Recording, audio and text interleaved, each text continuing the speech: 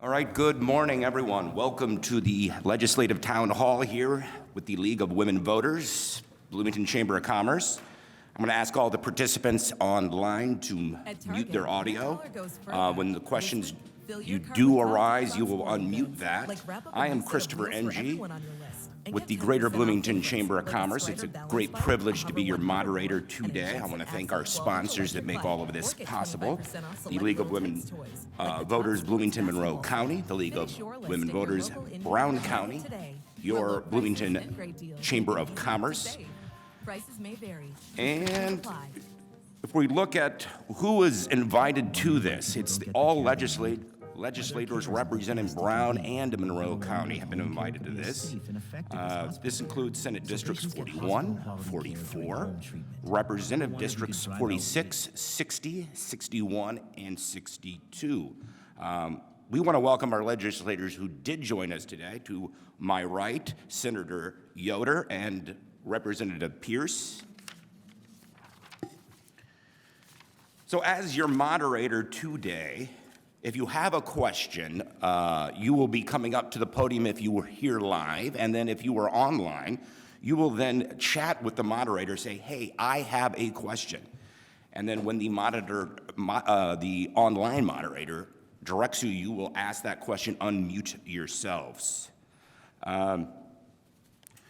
So we're about to begin here. Let's see, we have legislators are going to give just to give the setup for this morning. Legislators are going to briefly, 2 to 3 minutes, kind of give an overview of the session, some of their priorities, what they're thinking.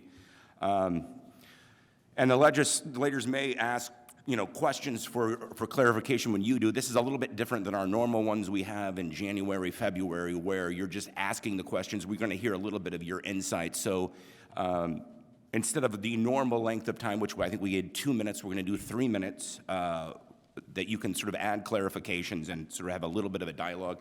These public servants want to hear from you.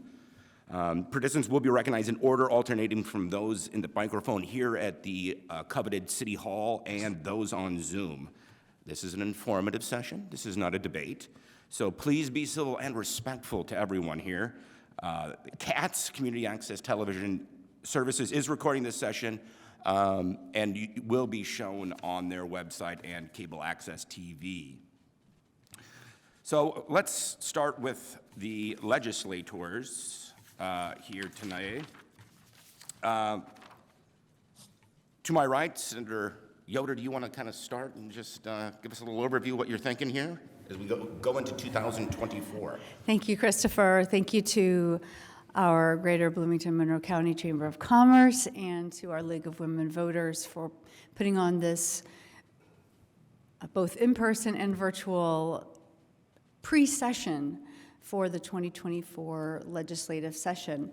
And it's always good to have an opportunity to hear from individuals as well as give our constituents a peek into what we're hearing. Now, I wouldn't say that I have heard a lot, but I did participate in Prosperity Indiana's legislative overview or pre-session yesterday in Martinsville, and Senator Bray was there, and so he shared about what he sort of saw with the upcoming session, and that's always good intel, so I'll share that. As I look to 2024, some of my priorities are what I hear from you. And over the last couple of months, I have held town halls, and I was really curious because we have been limited to 5 bills. We can only file 5 bills. This is called a short session, and since joining the Assembly in 2021, that was my first year, we were limited to the number of bills we could file due to COVID. And then the next year, we were limited because of COVID again. Last year, we were limited because it was a budget year, and they knew we would be tackling a lot, so we were limited again. And now this year, we're limited to 5, and the reason is because it's a short session. So it does seem that there's always a reason to limit constituents' voices That is how it feels, sitting in the legislature. It's gone from 15 now, and this session coming up, it's 5. It is a short session, so our first day when we're called back will be January 8th, I believe, and it will be fast. We were told that we will not be opening up the budget for anything. So I want to come back to that, but I want to first say thank you for all the feedback I have received. I was curious, given the 5-bill limit, if filing a bill to repeal Senate Bill 1 would still be a priority, and I heard that loud and clear. Repealing Senate Bill 1 and removing for Indiana, it's become a total ban on abortion access, is what I am hearing from constituents, and that does not require the budget to be opened, and it certainly would be a response to listening to what constituents throughout Indiana are saying. So that is one area that I will be focused on. And another which is similar, tied to it, but it is righting a wrong. And righting that wrong is, in the 60s when we passed a retail sales tax, it was overlooked, misunderstood, and silent on devices that collect menstrual blood. And these products continue to be taxed. And we know that over 80% of Hoosiers have said they know someone or they themselves do not go to work, do not go to school, because they cannot afford these products. My bill and those who have gone before me, we have tried to right this wrong. It is not a luxury. This is essential for people who bleed every 28 days for about 20 to 30 years to pay a tax.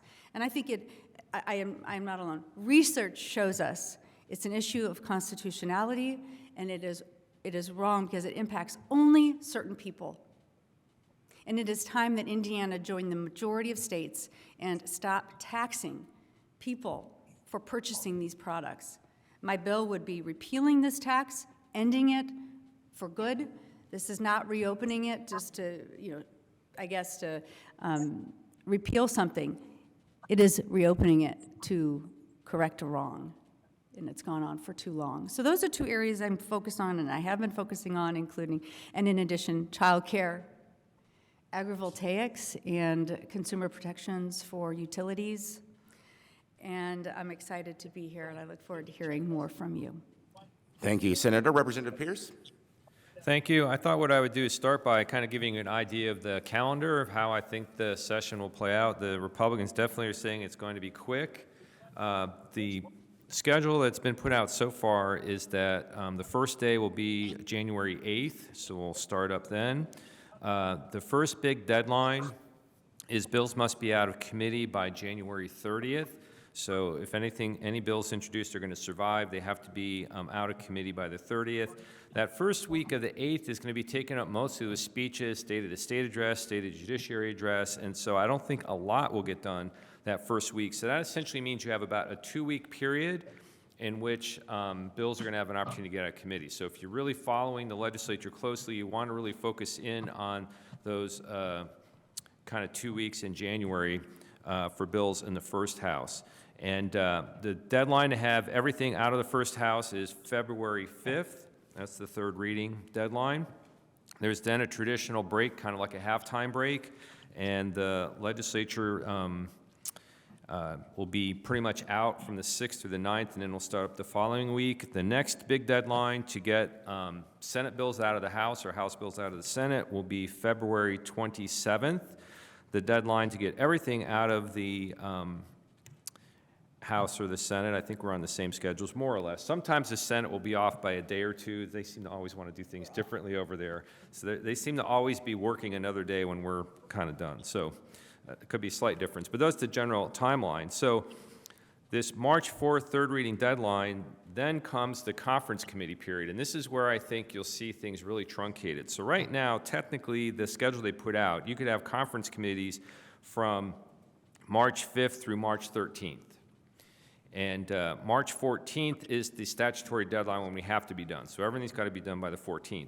But I think because the leadership has been making clear they want to be out of there in a hurry, I think that what they're likely to tell their members is we just want to have everything done by March 7th. So that means there's going to only be 2 or 3 days for conference committees. And in fact, I've detected over the last couple years of this session, maybe you've seen this as well, is they don't like conference committees. You know, it used to be you would have a conference committee, you would let the public actually comment on the bill and what they'd like to see changed. And now the press has started like recording how long the conference committees last, and the public version, right? So the way the rule works is you have to have at least one public meeting, publicly scheduled meeting, and then after that they just recess, and then all the backroom, non-transparent negotiation begins. And then a report gets filed. Some of these conference committee meetings for the public are lasting about 67 seconds. They literally come in, they gabbled in, say, this is the bill conference committee we're gonna do. Any comments from the members of the conference committee? Okay, no, thanks, see you down the road.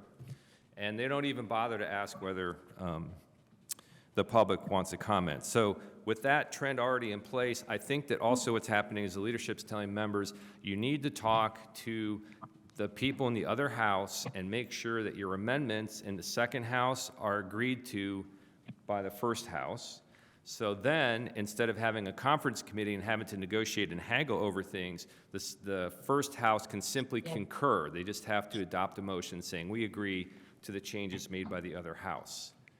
And that happens on the House or the Senate floor, depending on where the bill started. So that's kind of a long-winded way of saying, I think that what we're going to see is not many conference committees, maybe 2 or 3 days, and a lot of concurrences. That would be my guess. I think if the leadership has their way, that's what they'll get. Okay, just really quickly, the other thing I have to point out is, unlike the Senate, the House has a rule called the bill pending rule.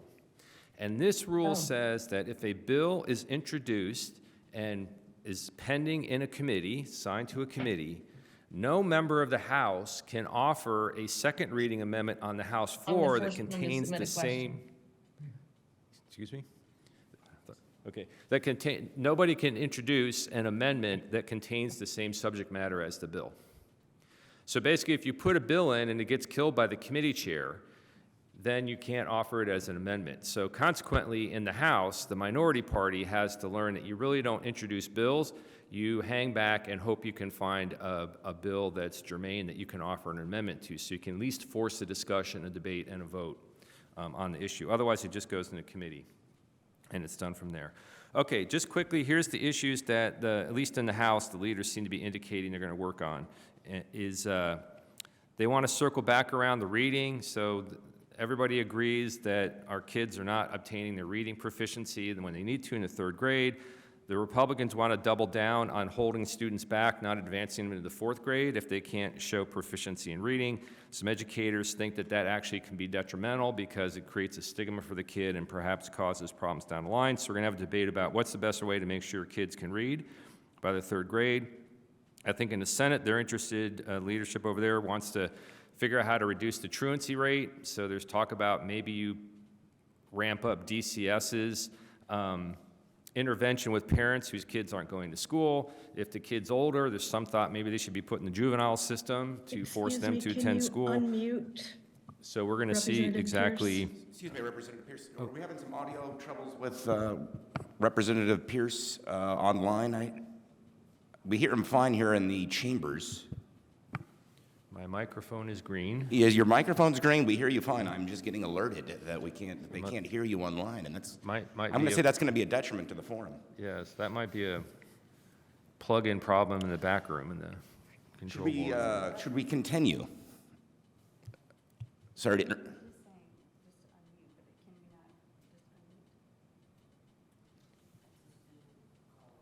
It's a Zoom call. Can we? Even though it says the host, who is the host? Okay, yeah, so we just have to see. Any updates, Ralph? We were without a net today. These hybrid ones are always going to cause some gremlins.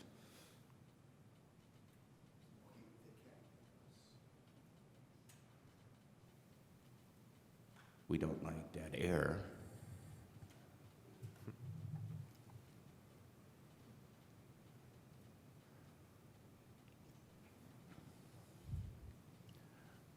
All right, Representative Pierce, you want to keep talking? Maybe they can hear you now.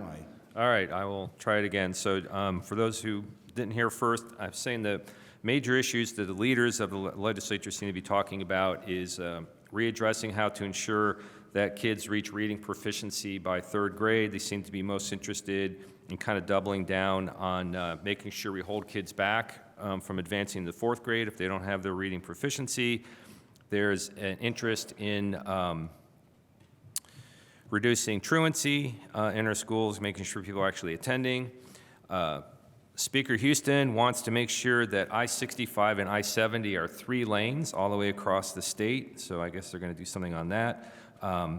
A big issue, which I think will get raised but probably won't get much action, is this whole issue about water and the LEAP district. Should the state be allowed to move water from one region to another for economic development projects? Just listening to the governor and the leaders, they're all saying, oh, it's just getting studied now, it's not a big deal. And I just think they desperately want to avoid a discussion about that issue in an election year with 5 gubernatorial candidates on the Republican side all fighting over things. So I think that there'll be some attempts to get some legislation passed there, but I don't think the leadership's going to let it really move. From the Democrats, you'll be hearing a lot about referendums. We're going to try very hard to see if we can get some legislation passed that would give the people the right to directly place issues on a ballot, as we have seen in other states. Again, you can tell from the leadership's response to media questions about that, they're not very excited about the idea of referendums, so who knows how far that will get. And so, you know, it's interesting how, at least in the House, the leadership's really been stressing this is going to be a short session. We're not going to do anything, you know, really controversial or bold. It's going to be kind of about tweaking things from the past and just kind of cleaning up stuff. So it may be a fairly uneventful session. Now, before we start hearing comments and questions from the audience and attendees, Representative Pierce, what is the last referendum that's been on the ballot here in Indiana? Do you recall that? Well, it's probably, there are 2 kinds. One are there what they call non-binding advisory referendums, and sometimes the legislature will put one of those on the ballot every 10 or 20 years, but the ones you see most often are constitutional amendments that are proposed. So I know we had the property tax 1%, 2%, 3% caps. That was a constitutional amendment, and it seems to me like we just had another one that wasn't too controversial, but mainly what people see here in Indiana when it comes to referendums are just proposals passed by the legislature to amend the state constitution. On one to be able to deny bail for. Yeah, and there's one that's passed. In order for you to amend the Constitution, the legislature has to pass a proposed constitutional amendment twice by 2 separately elected General Assemblies. So the legislature already passed a referendum that would allow bail to be withheld for people accused of crimes. Right now, our Constitution says you can't be denied bail unless you're charged with murder or treason. And that's passed one General Assembly, so after the next election, it would have to pass either the next session or the following short session, and then it would be on the ballot and it would have to be approved by the voters. So that's one that you may see in the next, not this election cycle, but the next one. Thank you, Representative Pierce. Let's start with questions, comments. We're going to start via Zoom with Amy Oliver. Oh, Amy, can you unmute yourself? Yes, I'm here. Thank you for having me. My name's Amy Oliver. I am a school board member in Brown County, and I'm glad that Representative Pierce sort of talked about referenda. This is a related question about school referenda.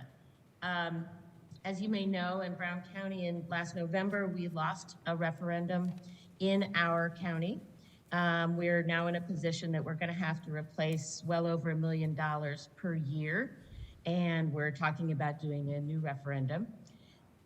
We haven't decided what to do with that, but it has made me very much aware of the misleading language that the legislature requires on a referenda ballot. And it's just going to be my personal cause for the next year and during the next session that I would really like to see it to be a priority to change the ballot language for school referendum. I know that Monroe County's had 2 in the last year, and I think that may have made people also aware how misleading the language is. So I'm just hoping that both of you can be advocates for that. I know you only have 5 bills that you can propose, but I'm really hoping that this is an issue that can get some attention, because the way the language is written, I think it's intentionally misleading. And it just needs to be clear so that voters know exactly what's happening. So thank you. Well, I can just say that I know that issue got a lot of debate when they first moved the legislation that changed that language. The language that's now mandated makes it appear that the taxes will actually be higher than they actually are. And I know in the House we tried to head off that language and improve it, and we didn't have any success on that. And I haven't gotten the sense that the majority party is interested in revisiting that issue. I don't know what might be going on in the Senate with that, but that is an important issue to kind of keep on the list. And in the House, that's the kind of thing where if you have an education bill moving through that's germane, you might be able to offer an amendment on the floor and see if you can convince a majority of the House to support it. Thank you, Amy, for that question. I would add to what Representative Pierce said. What I am hearing from school districts across Indiana and from constituents who are really engaged with their public schools is this last session in the budget,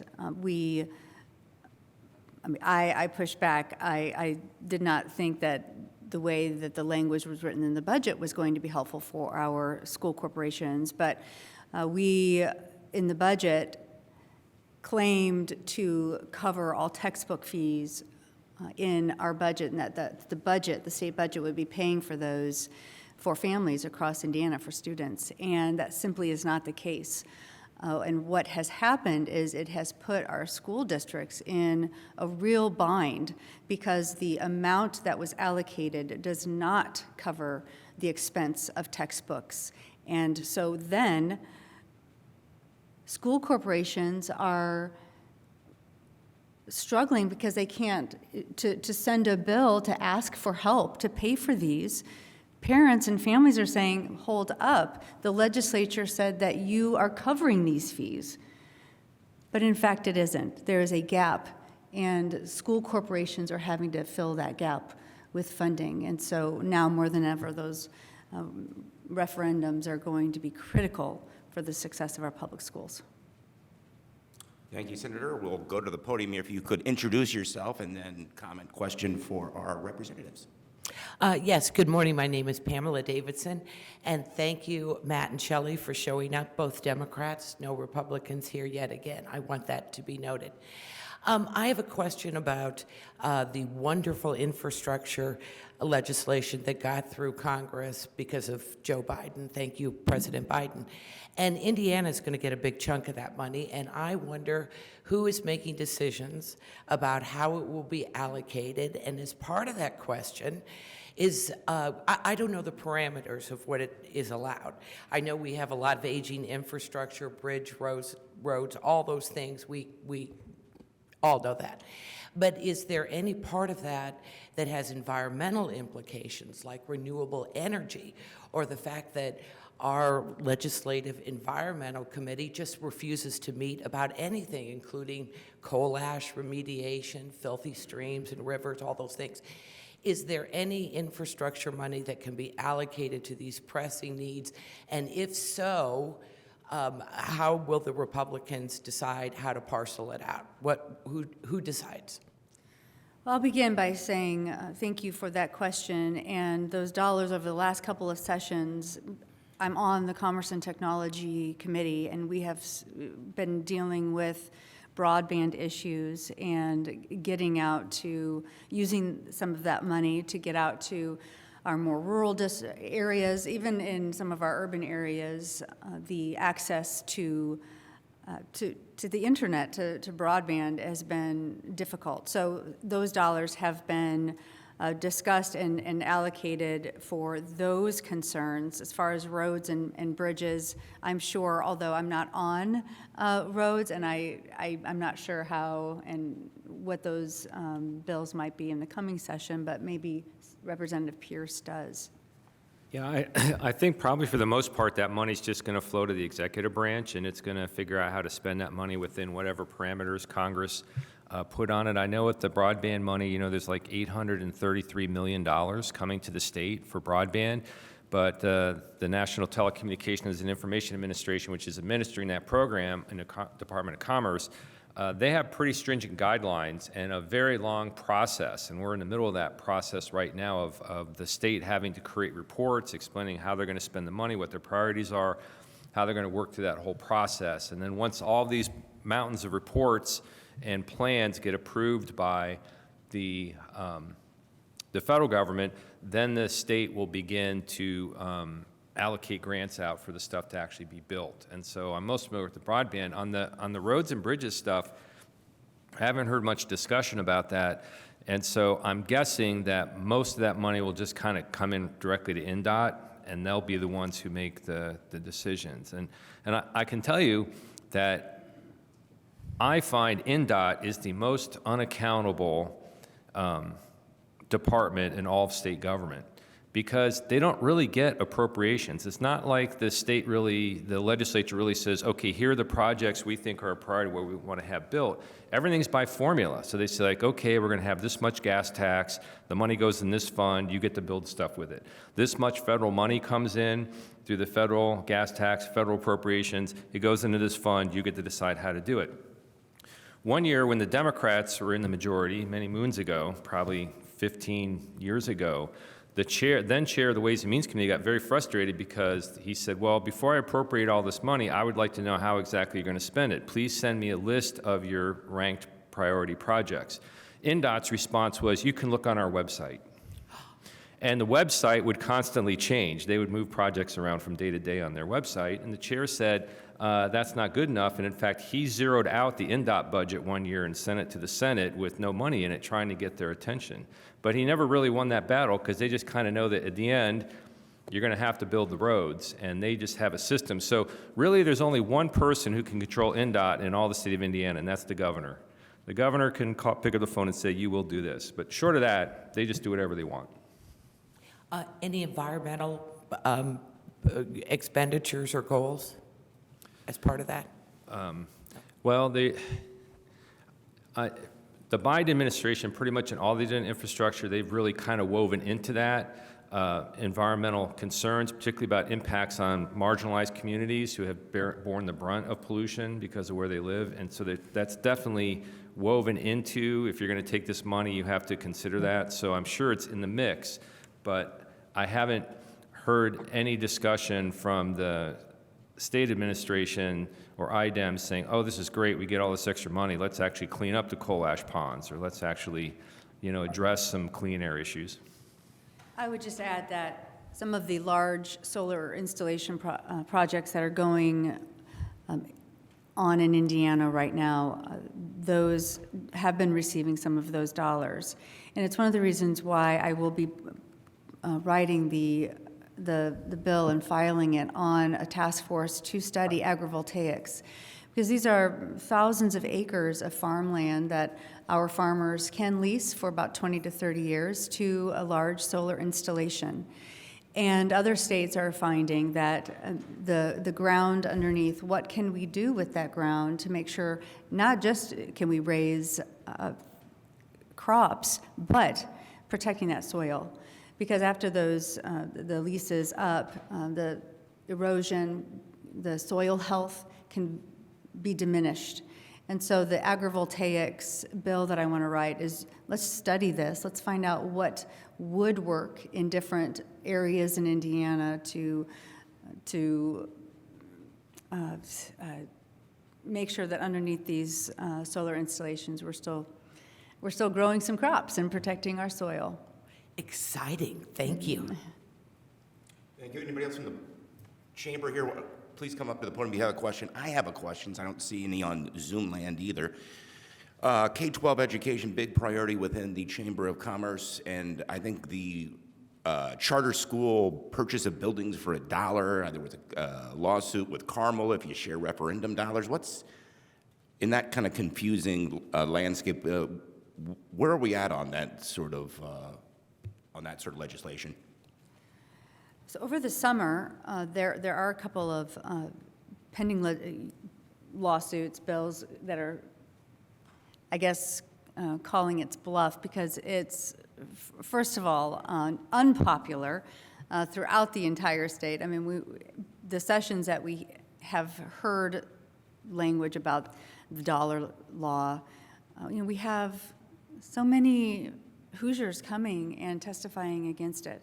It's extraordinary when you get people to take time out of their lives, their jobs, their families, to get themselves to Indianapolis and to testify on something. And this, the dollar law, requiring public schools to sell their building, offer their buildings for $1 to a charter school, is one of those bills that just really strikes a nerve with Hoosiers. And currently, there are a couple of current lawsuits that are making their way through the courts, and hopefully we'll see. But I don't know. I haven't heard the latest. Yeah, I think there was some legislation passed that created a little bit of wiggle room on that for schools. If they were going to use the building for something not directly educated related, they could maybe do it. And I think that's part of what's forcing some of these lawsuits. But the thing that's curious to me is I discussed this issue with the chair of the House Education Committee, and I said, you really just got to get rid of this law. It's not worth the trouble that it's creating. And he admitted that he'd kind of like to get rid of it, but he just couldn't bring himself to do it, I guess. So I think that law is kind of on its last legs one way or the other. I don't know if they'll actually outright appeal it, but I think that, between these court cases and things, it may get opened up again, because it's such an outrageous concept. Because what it allows to happen is I can just essentially create my school system. I'll have the Matt Pierce School of Excellence, and I can go get my charter. And if I can't get it out of the state, I can find a religious institution or maybe a university can say, okay, you're officially dubbed a school, and then that allows me to get state voucher money for the students who come in there. And then I can look around and it's like, well, I need a school. And I go around and it's like, aha, my local school system has a building they're shutting down because their enrollment's declined, and they normally might sell it maybe for $1 million or something, and they could put that money into their funds to spend for other things they need. But instead, I get to come in and say, I want to buy it for $1. And they have to give it to them for $1. So not only have you taken the taxpayers who paid for that money in the first place, probably through bonding, you deny them the ability to recoup some of the money of whatever value's left in that building that might be put toward other stuff, but now you have this competitor, right? So this also then creates a weird perverse incentive, because now if you're a school district, it's like, wow, our enrollment's declining. It would really make sense for economic efficiency to shut down a school and do some consolidation. But you know what? If we shut down that school, some charter is going to show up, get it for $1, and they're going to take more students away from us, which means our reimbursements from the state declines even further, and our budget's in a bigger shape. So we better keep that school open, or at least keep that building doing something that we can claim as educational. Otherwise, we're going to have more students siphoned away from our district. So it really warps the whole decision-making process. Representative Pierce is correct, and I want to add to that that it's not just seeing a decrease in enrollment of why schools rethink the use of their space. I know Richland Bean Blossom, they are responding to the needs of their families, of their students, by needing to provide after-school care. When we talk about child care, we immediately think 0 to age 3. Child care must be defined much broader than that. Childcare is necessary for our children who leave school and their parents are still working, and our schools are taking that on. And some of these partnerships of the Boys and Girls Club and schools, and they need space to do this. We need space for children to go to a safe place and have supervision, to have support, and that's what's happening. Richland Bean Blossom, leading the charge here. They are needing this space. Is it a traditional classroom? No, but they have been very concerned, if they do anything to improve the building, that this will alert the state, and then they would be forced to sell the building for $1 to a charter school. When what they are providing to our families in the Ellettsville area is extremely important. So that bill that went through the legislature last year, I was able to get an amendment passed that carved out permission to Richland Bean Blossom to be able to respond to the needs of their students and their families. But Richland Bean Blossom is not a unique, in a unique situation. This is impacting schools throughout Indiana. So again, it's connecting the resource that our public schools serve in our communities, and in particular, childcare, whether that's before, pre-K or after school care. But it's all childcare, and our public schools serve an incredible gap measure in making sure that our families are getting the services and the care that they need. Thank you, Senator. Let's go online, virtual as well. I think Kathy Roundtree has a question, comment for our legislators. Kathy, can you unmute yourself? Hi, yes, thank you. I was really stunned at the information about the limitation of the number of bills that you're allowed to present and the limitation of public comment on those bills. Could you talk a little bit more about that? Who's in control of those two issues? Thank you. Well, that is all contained in the rules of the House or the rules of the Senate, and those are adopted by each body on Organization Day right after the election. So you have election, you have all the new members are sworn in, a speaker's elected, and then the next thing you do is you adopt the rules. And so the majority party really controls which, what the rules are going to say. In the House, we've had a bill limit, it's probably for 20 years, and it was only originally for the short session, because the theory of short sessions are supposed to only be about emergencies or pressing matters. And what was happening is people were introducing just as many bills in a short session as a long session, and about as many were being passed. And people began to say, we only got half the time to look at these. Maybe this is not the best. And so I think it was the House was the first place they said, at least in the short session, we should have a limitation. And then I think at some point later on down the road, then the House said, well, we should go ahead and have a limit for the long session. It'll be more bills, but a limit nonetheless. And then I think the Senate eventually decided to follow along. The theory had always been, well, there are only half the number of people in the Senate. There's 50 over there, so how many bills can they come up with? But apparently they decided they need a limit over there too. So I'll let Shelley talk about whatever the Senate limits are. Representative Pierce pretty much summed it up. When I think in my opening remarks, I said it was a new move when they limited us in 2021, and that was because of COVID.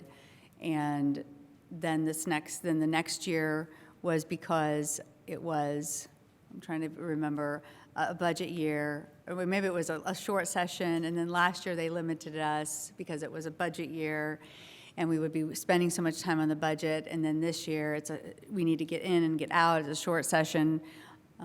We're going to limit it. But now it went from 15, and now we're at 5.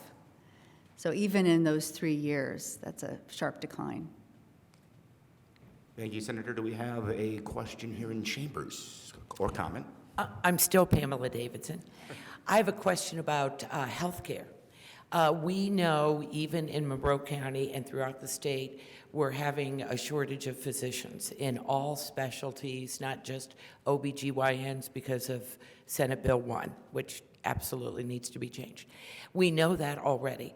We also know from national reports that Indiana has some of the highest health care cost in the nation, not good. So between a shortage of doctors and the fact that our health care costs are so high, we have a very robust health insurance industry up the road in Indianapolis, a very big part of legislative funding, campaign donations, no question. And we also have a monopoly in IU Health all over the state, which every study has said is detrimental to keeping costs down. So what is the legislature doing about this imploding explosion? In 2023, there were many bills that were filed to address this, and it was very clearly communicated to the hospitals in Indiana. This is a problem, and we are going to come after you. I mean, we're going to make sure that this issue of costs is addressed. And then you would hear from our hospitals saying, well, we're really struggling. We are concerned, and we're going to have to make adjustments. We've had different maternity wards and OB labor and delivery units throughout Indiana, especially in our rural communities, closing. And those are always departments that hospitals know they're going to lose money on these departments, and they have other departments that they can fix, what they're losing in OBGYN care gets addressed in other departments. But I don't want to brush over the significance. These are complicated issues, but the significance of SB1 in worsening the healthcare accessibility issue and affordability in Indiana, especially access.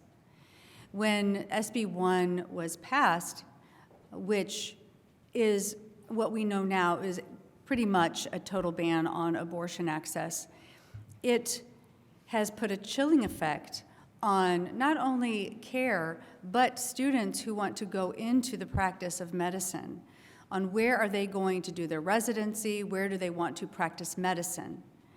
And whether or not they're going to go into OBGYN care, that's a second question. They are looking for places where they feel that the profession, their license is not going to be under threat, that if they provide care to their patients, they're not going to end up in jail or facing litigation.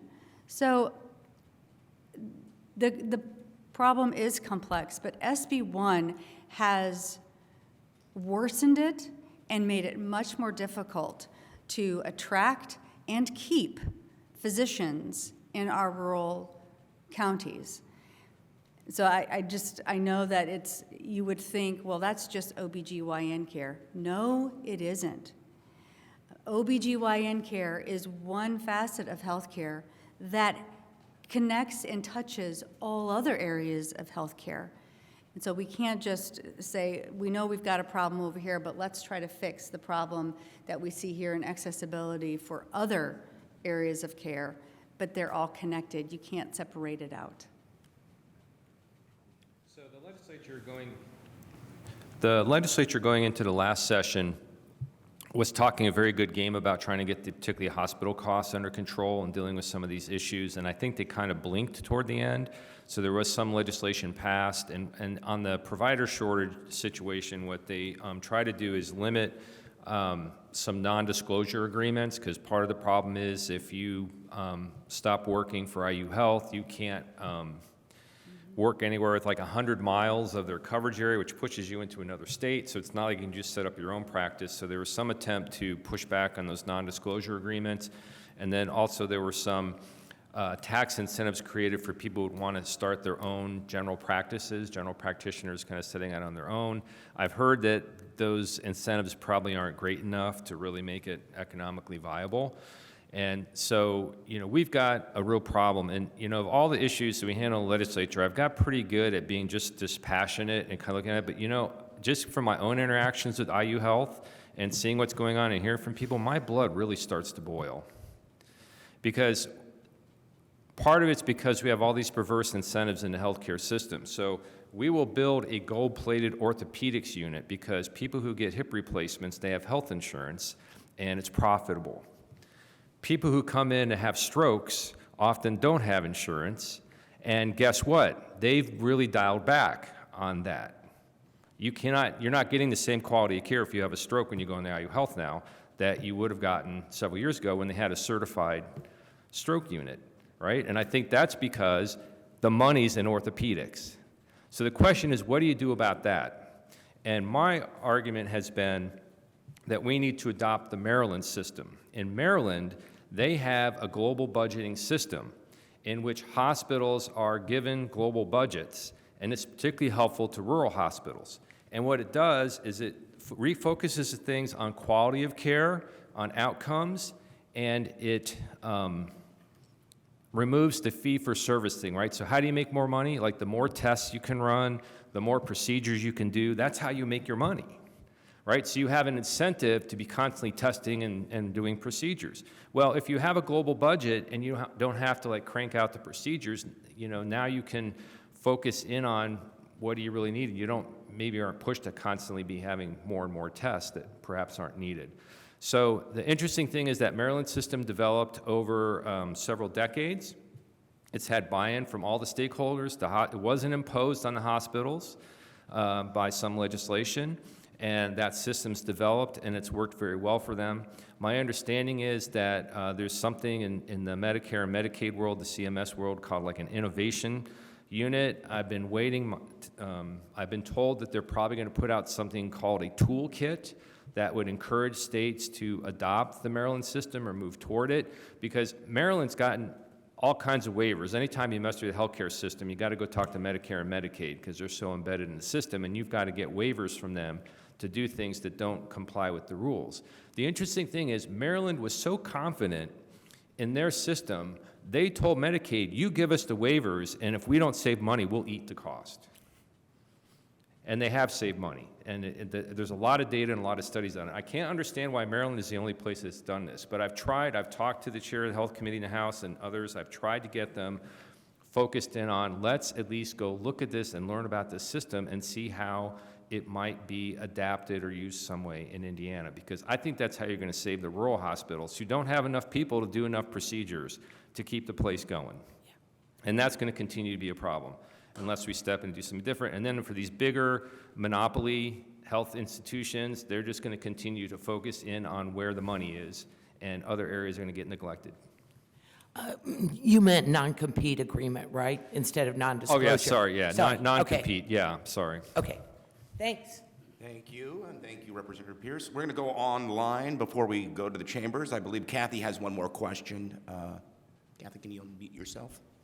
Hi, yes, thank you. Follow up on that healthcare question. Representative Pierce, at a meeting around the topic of hospital costs in Bloomington this year, you commented on possibly addressing the tax exempt status of hospital systems that were tax exempt, but yet were not investing their income in the patient care sector. Is that something that you are still considering bringing to the table?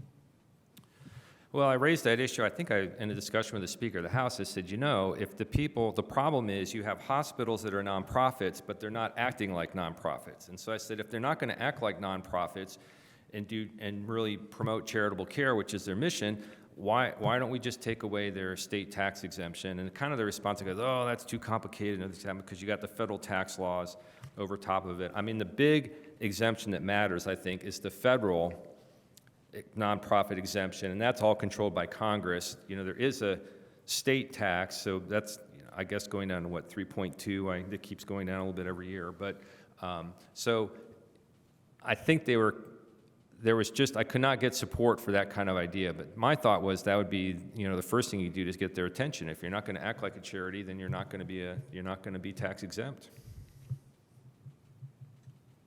Senator, any comments? Let's go back to the chambers here if you want to state your name and comment and question for our legislators. Hello, my name is Nancy Goswami, and I live here in Bloomington. We're talking about the healthcare shortage here in Indiana, specifically in our area, and it's not something that's unique to us. It's across the country, and I know this because I'm married to a physician that gets at least sometimes up to 20 emails a day from headhunters offering, interviews in different parts of the country. So it's not just here, and we need to be aware of that we are also competing with other states that are just are facing the same issues. And it all goes back to, and I think one of the things is defunding our public schools, because we will have fewer people prepared to go into healthcare, into the healthcare profession and various positions, nurses, doctors, ancillary staff. That requires a lot of people prepared and interested into going into these professions. And by defunding our public schools and not supporting our public schools, we're going to have fewer and fewer people that are interested and prepared to go into these professions. And then that feeds into the higher education. There are various ways to go into nursing, not specifically directly into a bachelor's program, but getting back to my comment is, how are we going to continue to support and protect our public schools and stop the defunding and siphoning of our public tax dollars into vouchers and charter schools?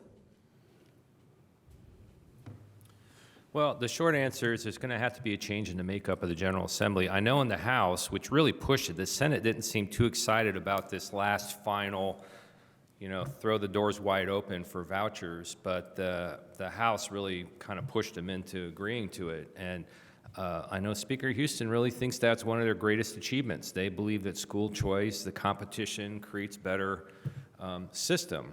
And of course, my concern, and it's been talked about by the school system, is you end up with kind of a two-tiered system of education. And I also have a problem with religious schools being funded with state tax dollars, even though our Supreme Court has said that is constitutional. And so I think the only way that policy is going to change is if we have a little different makeup of the legislature, because I just don't see how you get them to give up on that. I mean, the thing that's interesting to me, whether it's this dollar school thing or how you make sure kids in the third grade are at reading proficiency, the Republicans have completely controlled and dominated education policy for, at least a decade, if not longer. They've had the governors for 20 years, and, now they're saying, oh my God, 25% of our kids aren't showing up for school, they're truants, and, a bunch of our kids can't read at the third grade level. We got to do something about this. And I think to myself, well, who's been designing this system for the last decade? They have had absolutely carte blanche to do whatever they want with education policy for the last decade, and they've done it. They've exhausted themselves doing it. And yet the outcomes are no better, maybe worse. So when are they going to look in the mirror and ask themselves, when are we going to do something different? Because the same thing we keep doing is not getting us any better results. And the only way that changes is if the voters make different decisions. I would just absolutely concur with Representative Pierce. It's going to have to take a change. And the thing is, there are more students and families who love their public schools in Indiana, over 90%. So we definitely have the numbers. We just need people to come out and vote in support of their public schools. It does matter.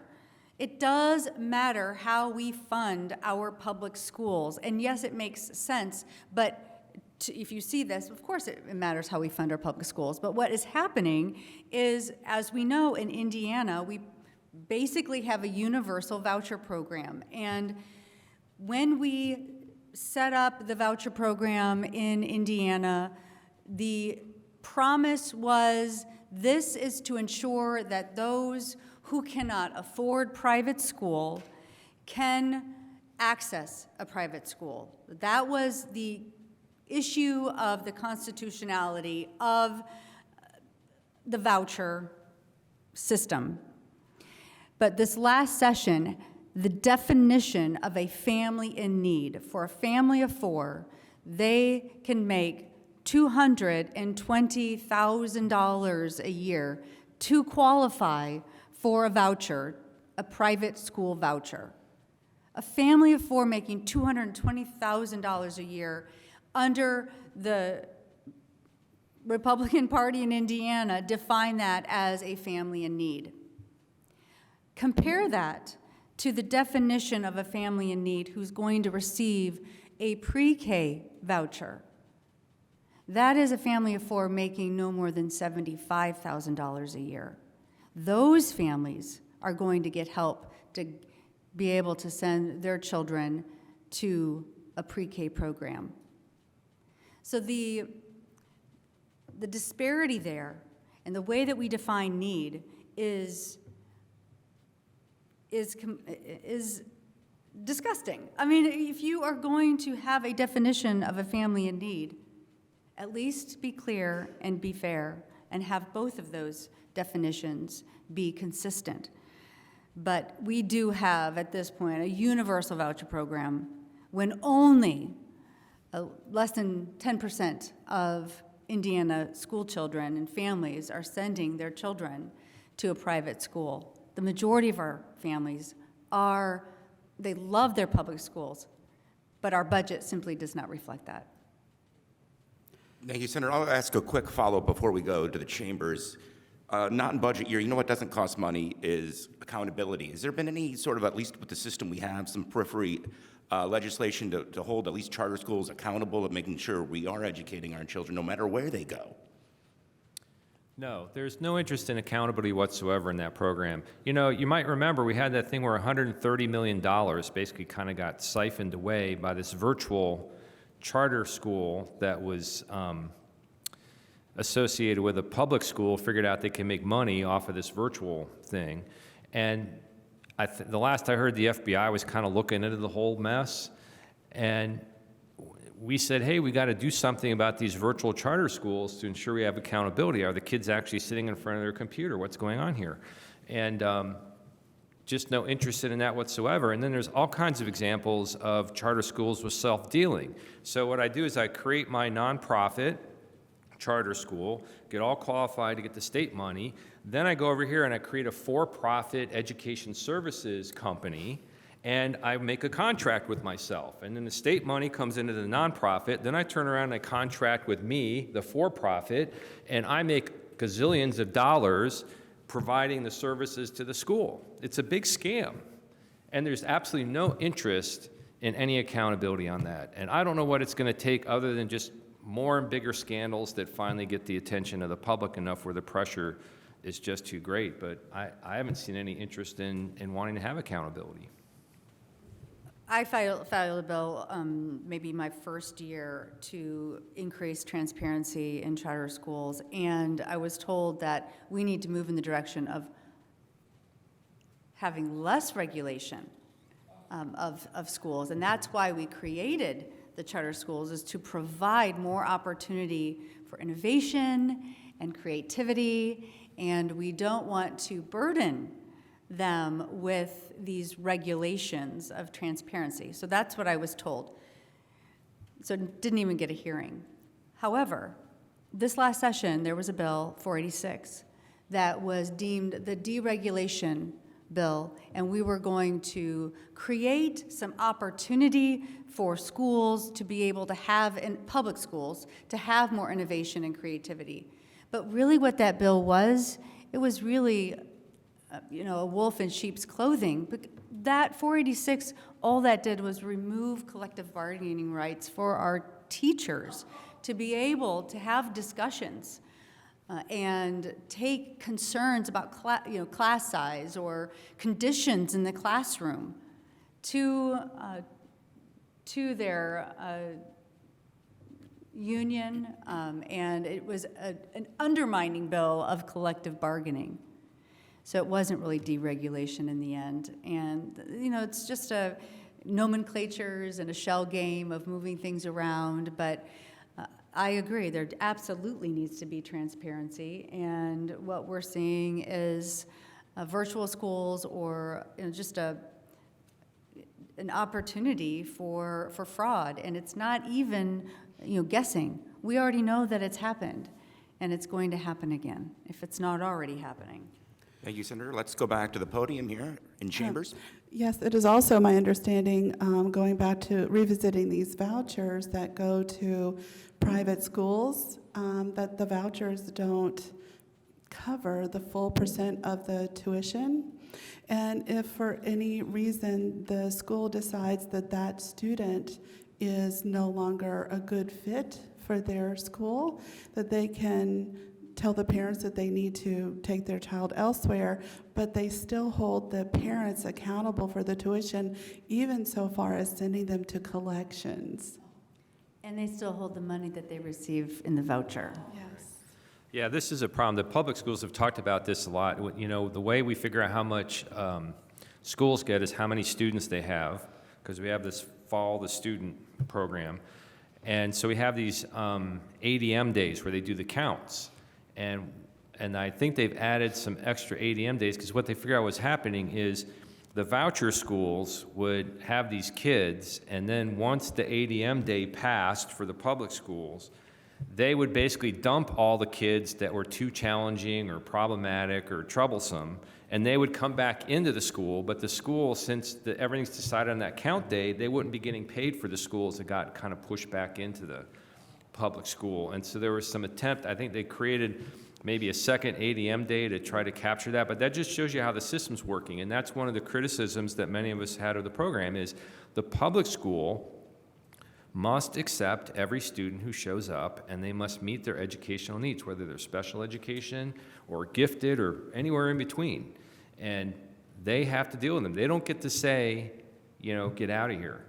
And the private schools with the vouchers, they get to decide.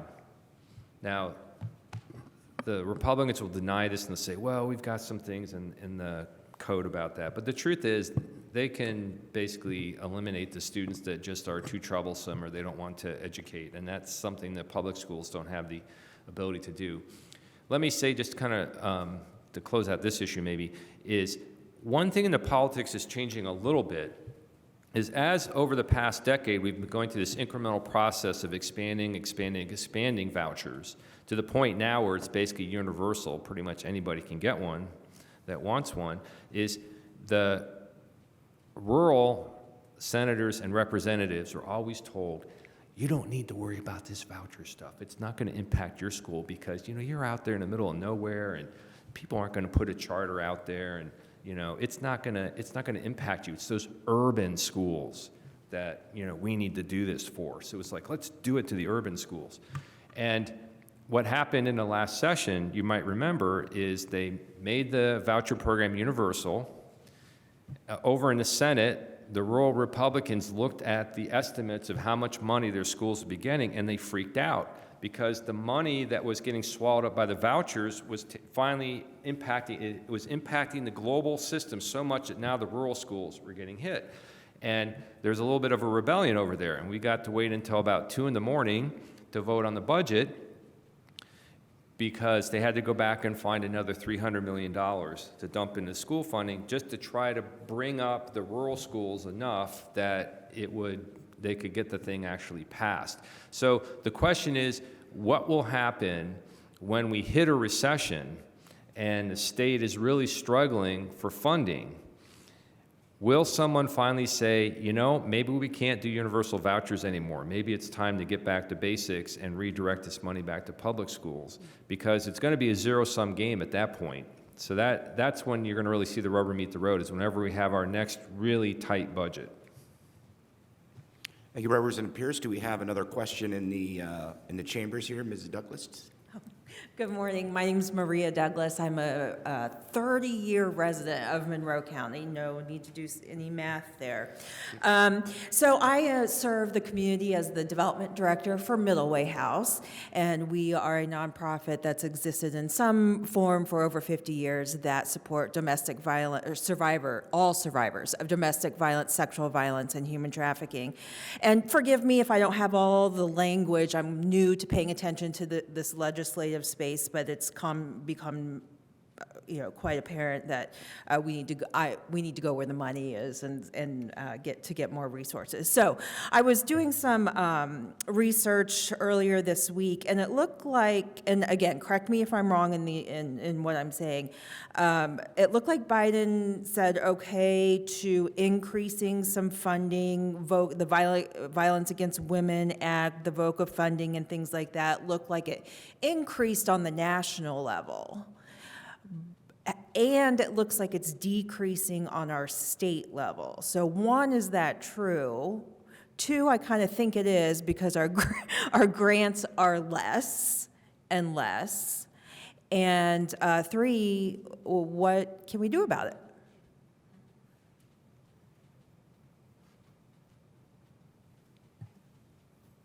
Thank you, Maria. I appreciate that, and appreciate the work that is going on at the Middleway House. I really don't know why there is a decrease in the grant funding going to violence against women. I we'll need to look into it. Thank you for bringing that to my attention. Yeah, I don't know either, and it's a little odd. If the federal funding increased, you would think that it would increase here at the state level, although, you know, almost since the beginning of time, Indiana has been horrible about getting federal money because they're kind of, the state government often doesn't want to do very much. They don't like new programs, and so they often don't apply for the federal money when it's available. And so this might be a situation here. I don't know if this is more grant-driven, where the state's got to actually apply for it, or whether it's more of a formula where it comes in, and then it's just a matter of how they're going to dole it out for what particular causes. So we'll have to look into that and try to figure out what's going on there. Thank you. Let's go online to Zoom. Sherry, do you want to unmute yourself, ask a question, comment for our legislators? Okay, can you hear me? Yes, we can. Okay, hi. So many questions. Thank you both for being here, really appreciate it. One question is, you mentioned that something about if voters would make different decisions and change the makeup of the state legislature, but we also know the serious impact of gerrymandering. And I have heard theoretically that there are bipartisan concerns about that. And I wonder if you have any thoughts on that. Is there anything that the public can do to try to make our districts more representative, at least next time around, or any thoughts on what we can do? Thank you. Yeah, it's a difficult one because the majority party is not going to voluntarily give up its power. And the power it gets is from being able to draw the districts in a way that benefits them. And it skews things because what they do is they take rural areas that are more conservative, tend to vote more Republican, and but they're losing people, so they come in and they just take a little bite out of the Democratic areas, say in Indianapolis or more urban areas, suburban area, and they use that to top off their numbers, and at the same time that dilutes the voting power of areas that tend to be Democratic. And so not only, you know, if you look at the numbers, political scientists study this, that in Indiana right now, probably Republicans should have about 55 seats in the House. That would probably be kind of a fair representation of voting patterns generally in the state. They have 70. All right, and so that difference is because of manipulation in the maps.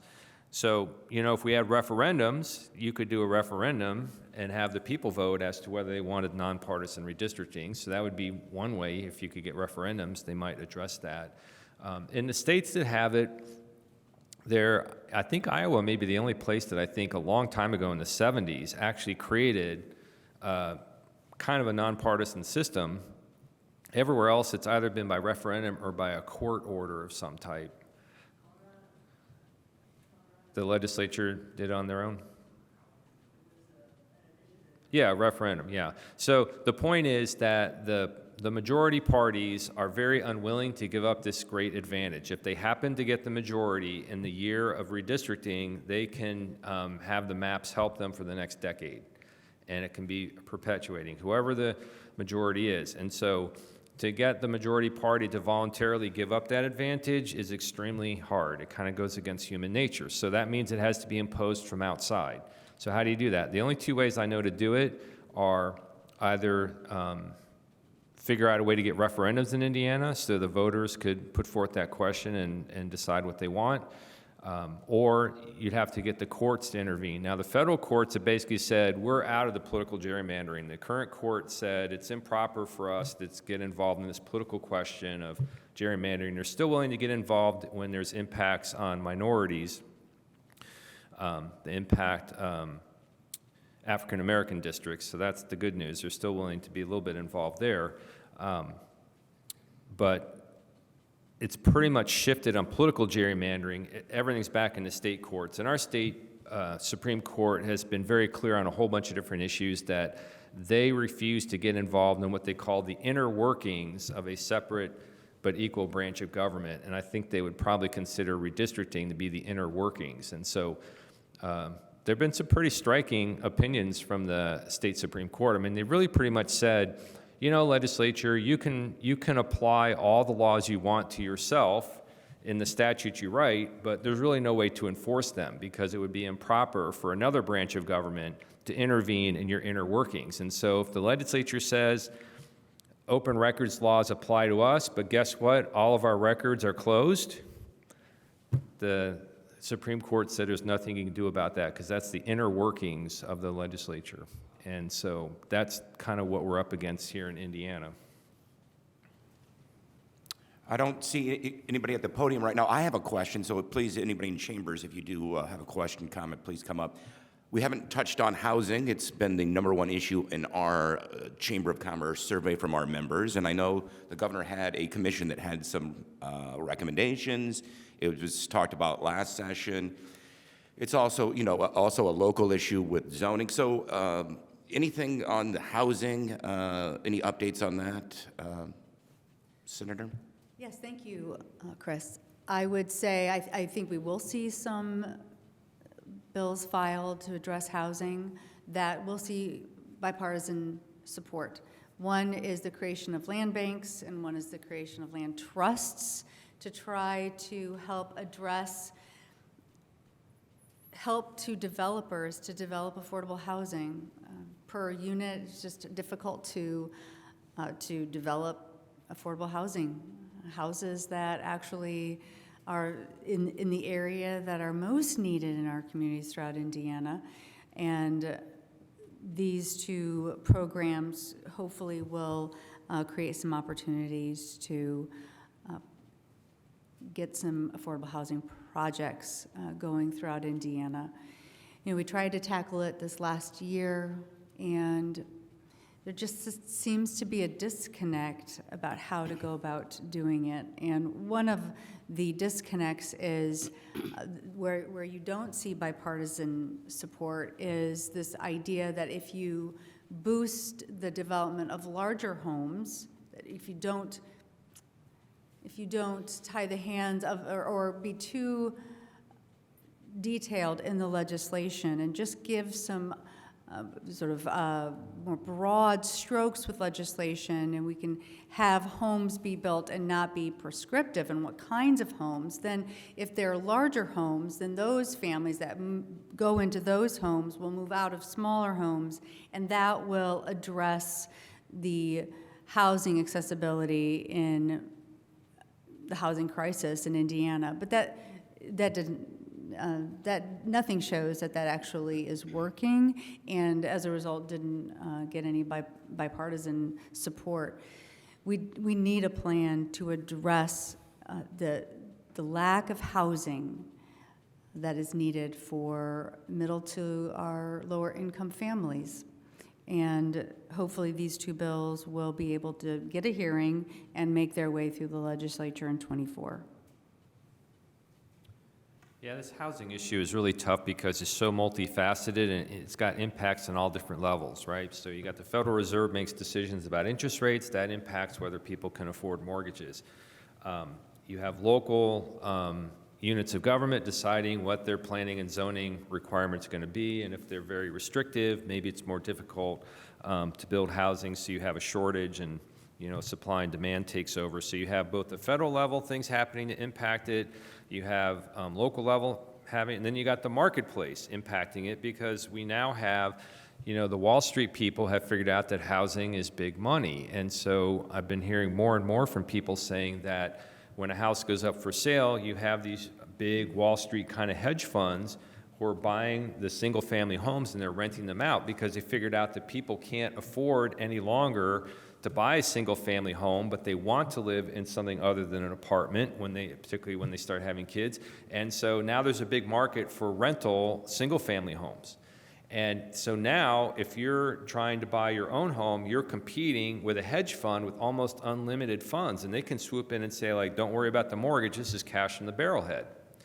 And so that that then impacts the ability for people to afford. And so for the legislature to figure out how to get a handle on it, you've got to figure out how do you do something that's significant enough that's going to kind of override or push back on Federal Reserve interest rates, local planning and zoning decisions, and these market shifts where now suddenly you have big Wall Street hedge funds going all over America buying up single-family homes. And it's difficult to know how to get at it. I think the Democrats tend to say, well, it's an affordability issue, so let's do more in the area of subsidization so we can have more affordable housing, do things that encourage developers to actually build lower income homes as opposed to big, McMansions, which I think bring a better rate of return for them. So that's another market kind of thing. I think they make more money off the larger homes. And so the Democrats kind of looking at like, how can you do subsidies or something to encourage affordable housing and things like land banks and land trusts. And then you've got Republicans who tend to look at it as a regulatory issue. And so like, gee, if we just got rid of all these meddlesome planning and zoning regulations, then we could just build and do whatever we want, and we'd have a bigger supply, and the prices would go down because we'd better meet demand. And so that's two different ways that the parties look at that issue. All right, let's go back to the podium here. Matt, thank you for addressing that was going to be that's one of my concerns is these investment funds and hedge funds, capitalists coming in and buying up single-family homes, and there's no way for regular people, such as myself and everyone else in this room, to compete with them to buy, our next home. So maybe what we can do is put out public service announcements or teach people, reconsider when you're buying a home, perhaps sell it to an individual family, because otherwise you're going to be competing. If we continue to allow this to happen, you're going to be competing with a hedge fund when you go down the street to buy your next home. And also, these companies, rental companies, are using artificial intelligence on, I don't know how often they use it, could be hourly, could be daily, to determine what the rental rate is for that particular area. So, for example, if I want to rent an apartment, they don't have a set rate for that month. They go in every day and decide, okay, today we're going to charge $1,200. Tomorrow it might be $1,350. The next day could be, $1,100. So it changes daily, and might even change hourly. I don't know, but how can we combat that? Yeah, that is an interesting issue that we had a discussion about. I went to. As lawyers, you have to go to these things called continuing legal education classes, or CLEs, and the legislature has them for their lawyer staff and stuff, and so they've actually had some pretty good topics. So they had one about antitrust laws, which is interesting. And so I raised this issue because if all the landlords in town had a meeting and said, what are we going to charge for rents? What should our market rate for our rents be? And they would decide this is what our market rate should be. That would be an antitrust violation. That would be, price setting, not allowed. It's collusion, not allowed. But what if you have a third-party company that comes to all the landlords in town and says, hey, I've got this computer program, this algorithm that collects data about what all of you are charging, and it will determine how you can maximize the rents you can charge within this market and do this, kind of day-to-day adjustment. And the person that was teaching this course on antitrust, he said it's difficult to prove that's collusion because you've got this third party and the computer is kind of doing it, but you might be getting at the same result. So I don't know if, we have state antitrust laws, but antitrust is really hard. It takes a lot of resources and a lot of years to get through an antitrust case.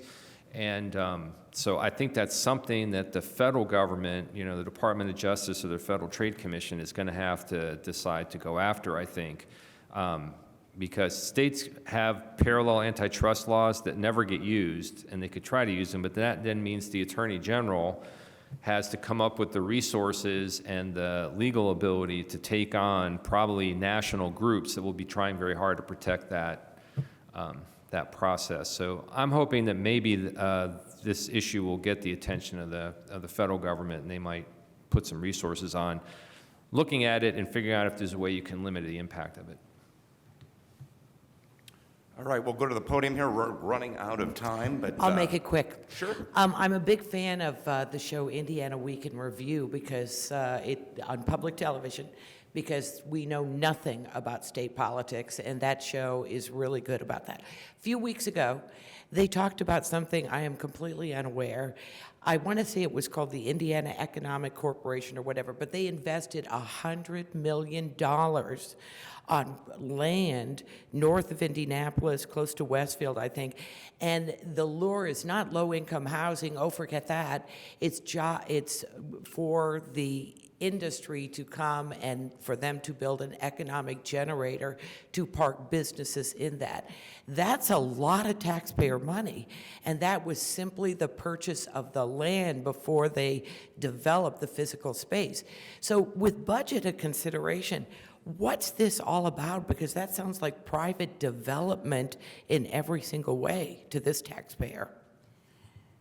Thank you, Pam, for that question. And the Indiana Economic Development Corporation, this big project has kind of pulled the curtain back and made citizens start paying attention and waking up to, wait a minute, what kind of oversight does this state, the Indiana Economic Development Corporation, have?